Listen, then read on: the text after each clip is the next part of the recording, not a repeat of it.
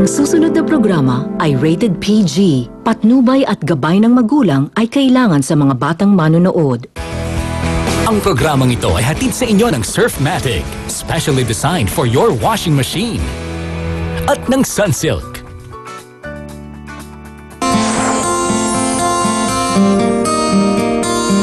Kung tayo ay matanda na, sana... Ito po ang tanong ko para sa inyong lahat, mga kapatid. Hanggang saan ba makikipaglaban ng isang tao para sa taong minamahal niya? Ikaw, hanggang saan ka makikipaglaban para sa taong minamahal mo? Ano nga ba ang makakayanan mong isakripisyo sa ngalan ng pag-ibig? Sapat na ba ang pag-ibig niyo sa isa't isa upang panindigan ang isang sumpaan sa hirap o ginhawa, sa saya at tuwa, sa sakit o kalusugan? Magsasama kayong dalawa? Ako, mga kapatid, minsan na ring umibig at umibig at umibig at umibig at nabigo. Nabigo. Nabigo. Nabigo. Pero sa paglipas naman ng mga taon, dumating din ang tamang panahon at tao na siyang itinakda ng langit para sa akin.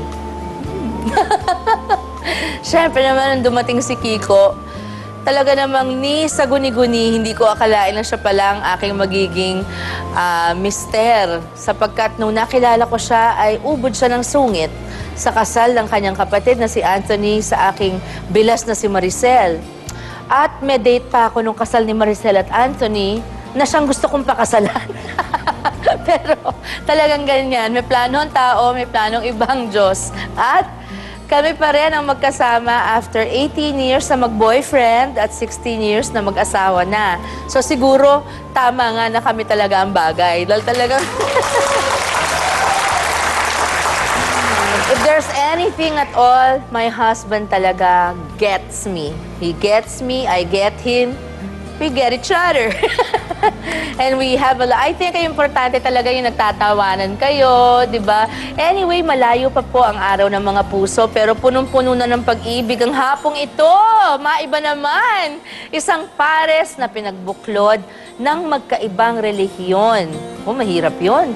Isang babaeng iniwan ang karangyaan at niyakap ang kahirapan para sa lalaking kanyang minamahal.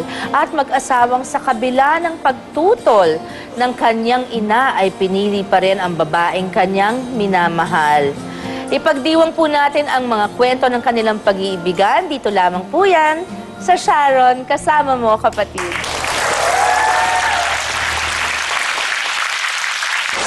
Kahit maputi na ang buhok ko,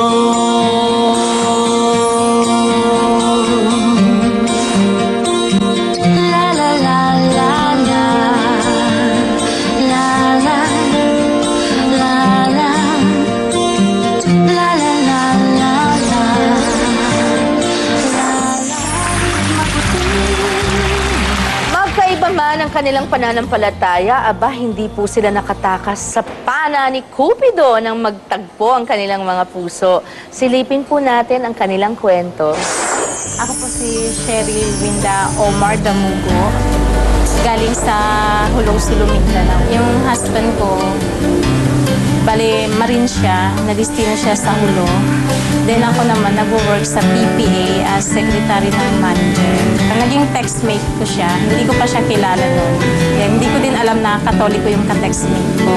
Sa Muslim, bawal yung magkarelasyon ng Christian, lalo na pag yung babae ang Muslim. Nakita ko naman na sincere siya sa akin. So, inano ko talaga sa mga parents ko. Pinaglaban ko yun. Pinakita ko na yung pagiging open ko sa kanila. Although nakikita naman nila, pero andun pa rin na Katoliko yan. Although natatanggap nila, okay yung pagkatao niya, pero yung religion niya ang ayaw nila. Naging girlfriend ko na siya, natanggap ng magulang niya. Yung nga lang sa mga kapatid niya, may agam-agam na sila. Tutol ba? Pero pinipilit ko sila na hindi ako nagsisisi sa desisyon ko. Masaya ako sa kung ano kami ngayon. Although hindi pa talagang masabing buo, pero masaya kami. Then, tinatry namin lahat ng pangyayari na malampasan. Kasi ini-insist pa rin nila na hindi ba siya pwedeng maging Muslim. Andyan na yung pamilya ko. So, gusto kong mabuo. Kung yun ang decision ng mga kapatid niya is mapakonvert ako. Kahit anong religion ang i-offer nila sa akin, basta nandyan yung pamilya ko. Kahit saan ako, basta buo yung pamilya ko. Isang Islam at isang Katoliko, paano nga kaya sila nagkasundo? Narito na po sina Cheryl at Norman Damugo. Hello! Assalamualaikum! Thank you. Okay, so si Cheryl ang Muslim. Yes po. So, nag-convert ka.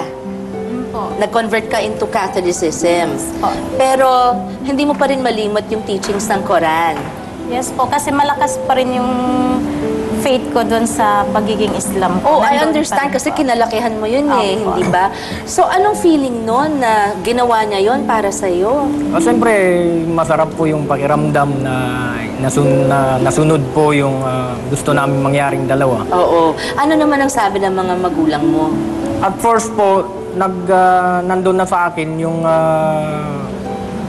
yung isip ko noon na bago ko pinaalam sa magulang ko na ganun nga mag-engage kami, meron akong girlfriend, mag-engage kami. Hindi nila alam na Muslim siya. Alam po nila, sinabi ko sa kanila. Okay. At first, sa father ko, lalaki naman siya. Okay lang. Ang iniisip ko yung mother ko, siyempre. Okay. So, nung ginawa ito, para sa iyo, dahil sa pagmamahal niya sa iyo, anong sabi ng mother mo? Okay naman po.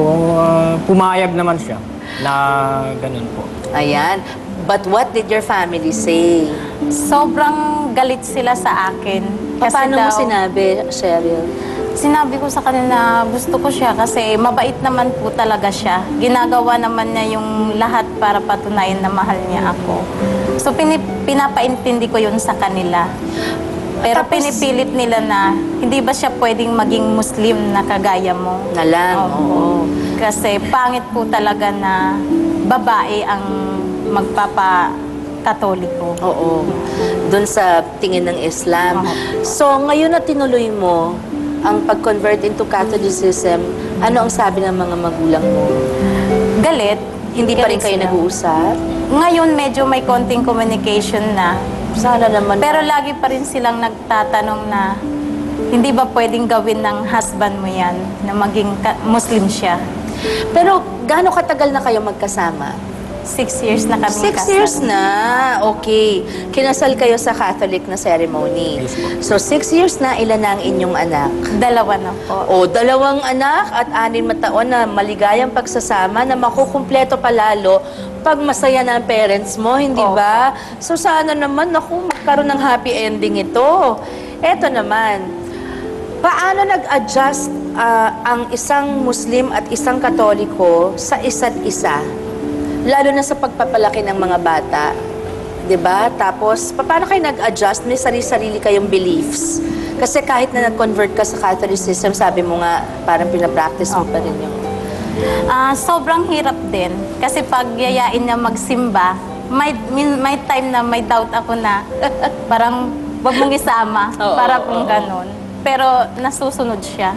Dahil siya yung husband ko, sinusunod ko siya. Kahit ba sa Quran, you have to submit to your husband? Opo. O, pareho, di ba? So, kaya nagagamit ko pa rin yung...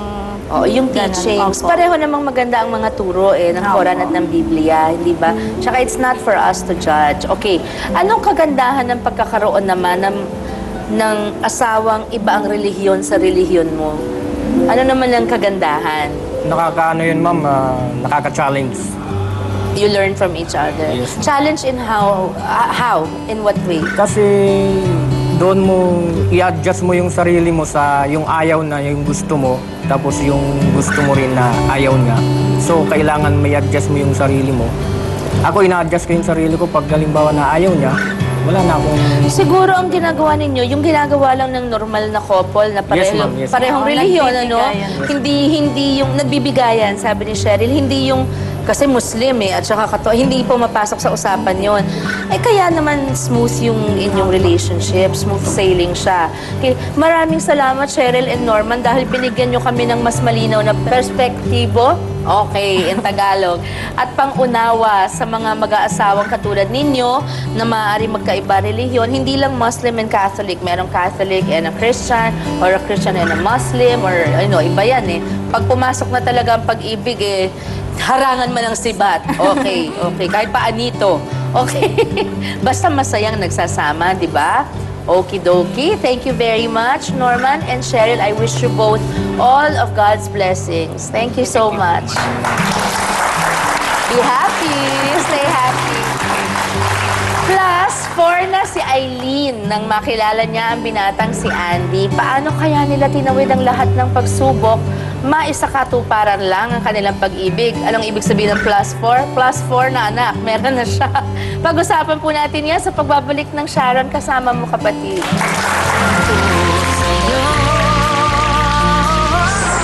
Sa mama niya, tutol talaga siya. As in blunt na hindi pwede yung makasal kami kasi I have 4 kids. Sana'y